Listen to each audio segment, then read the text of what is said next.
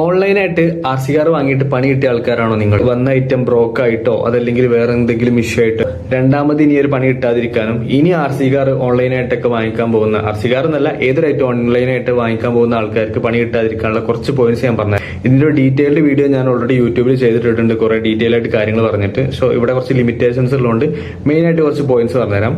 അപ്പം ഫോളോ ചെയ്യാത്ത ആൾക്കാരൊക്കെ എന്ത് ചെയ്യുക, ഫോളോ ചെയ്യുക. പേജിൽ കുറെ വീഡിയോസ് ഒക്കെ ഉണ്ട്, ജസ്റ്റ് കയറി നോക്കാം. ആദ്യമായിട്ട് തന്നെ കസ്റ്റമർ റിവ്യൂ നോക്കണം. എവിടെ നിന്നാണോ ഓൺലൈനായിട്ട് പർച്ചേസ് ചെയ്യുന്നത് അവിടെ കസ്റ്റമർ റിവ്യൂസ് ഉണ്ടെങ്കിൽ ജസ്റ്റ് ചെക്ക് ചെയ്ത് നോക്കുക.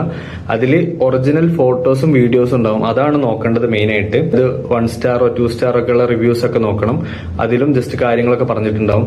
ചില കേസിൽ നമ്മൾ 5 സ്റ്റാർ റിവ്യൂസും നോക്കണം, അതിനകത്തും നെഗറ്റീവ് പോയിന്റ്സ് ഉണ്ടാവും. ഓൺലി 1 സ്റ്റോക്ക് ലെഫ്റ്റ് അല്ലെങ്കിൽ ഓൺലി 1 പീസ് ലെഫ്റ്റ് എന്നുള്ള ഈ ഒരു ട്രാപ്പിൽ വീണ് പോകരുത്. ഇത് ആക്ച്വലി ഒരു ട്രാപ്പാണ്.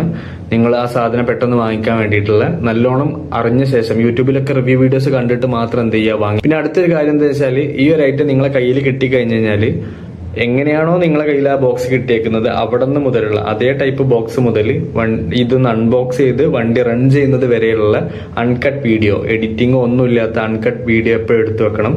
പിന്നീട് നിങ്ങൾക്ക് റീഫണ്ടിന് പോകുന്ന സമയത്തോ അല്ലെങ്കിൽ ഇഷ്യൂ കംപ്ലൈന്റ് റൈസ് ചെയ്യുന്ന സമയത്തൊക്കെ മേ ബി നിങ്ങൾക്ക് ഇത് വരും. കാരണം അധിക സ്ഥലത്ത് ഇത് പറയുന്നുണ്ട്, ആരും അതിന്റെ പോളിസി വായിച്ചു നോക്കാത്തതുകൊണ്ടാണ്. സോ ഇത് അത്യാവശ്യമായിട്ട് ചെയ്തു വെക്കേണ്ട ഒരു കാര്യം. പിന്നെ വാങ്ങുന്ന കാറിന്റെ സ്പെയർ പാർട്സ് അവൈലബിലിറ്റി ഒന്ന് ചെക്ക് ചെയ്ത് നോക്കണം. ഇത് നിലവിൽ അത് അവൈലബിൾ ആണോന്നല്ല, നിങ്ങളുടെ പരിസരത്ത് അവൈലബിൾ ആണോ, അതായത് ഓഫ്ലൈൻ ഷോപ്പിലോ അതല്ലെങ്കിൽ നിങ്ങളെ അടുത്തോട്ട് ഓൺലൈനായിട്ട് ഇത് വരുത്തിക്കാൻ പറ്റുമോ നോക്കണം.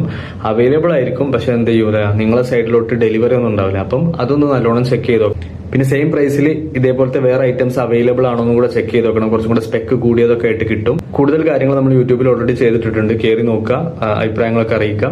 പിന്നെ അതുപോലെ തന്നെ ഈ വീഡിയോ യൂസ്ഫുൾ ആയെന്നുണ്ടെങ്കിൽ ഷെയർ ചെയ്യുക, സേവ് ചെയ്യുക. അതുപോലെ തന്നെ വീഡിയോ പേജിൽ ഒരുപാട് വീഡിയോസ് ഉണ്ട്, ജസ്റ്റ് കയറി നോക്കുക. നമ്മുടെ അനൗൺസ്മെന്റും കാര്യങ്ങളൊക്കെ നമ്മൾ ബ്രോഡ്കാസ്റ്റ് ചാനൽ ത്രൂ ആണ് സെൻഡ് ചെയ്യുന്നത്. സോ ഇൻസ്റ്റാഗ്രാമിന്റെ ബ്രോഡ്കാസ്റ്റ് ചാനലിൽ ജോയിൻ ചെയ്യുക. ഇൻസ്റ്റാഗ്രാമിന്റെ സ്റ്റോറിയിലോ അല്ലെങ്കിൽ പ്രൊഫൈലിലോ ഒക്കെ അതിന്റെ ലിങ്ക് ഉണ്ടാവും. കയറി കഴിഞ്ഞ് കഴിഞ്ഞാൽ അവിടെ നമ്മൾ എല്ലാ ഡീറ്റെയിൽസും അവിടെയാണ്, ലിങ്കും കാര്യങ്ങളൊക്കെ അവിടെയാണ് ഷെയർ ചെയ്യുന്നത്. അപ്പോൾ ഓക്കെ, ബൈ.